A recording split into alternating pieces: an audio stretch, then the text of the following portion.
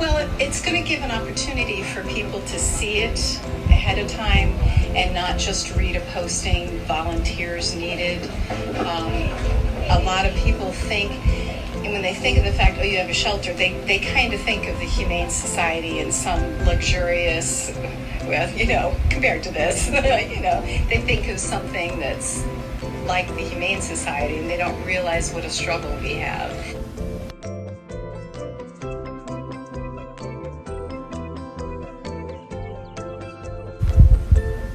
When we started volunteering at NCA, the way that they would take our hours was by writing it on scraps of paper. So we decided that it might be beneficial for the organization as a whole to create an official volunteer logbook for future volunteers to use.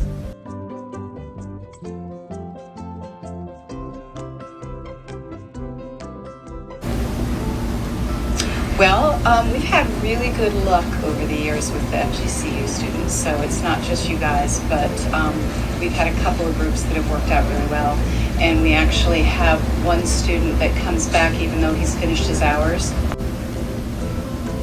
and we need all the extra help that we can get, and you guys really pitch in, and it's not fun work, and it's not glamorous and stuff, and you guys do what needs to be done.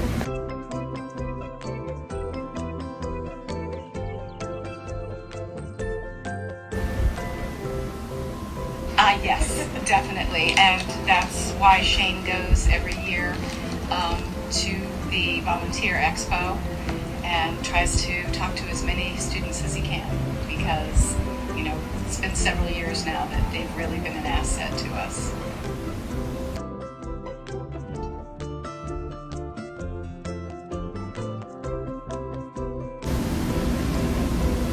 We very rarely turn away a cat because of age or disease or something like that. And, we are a no-kill shelter.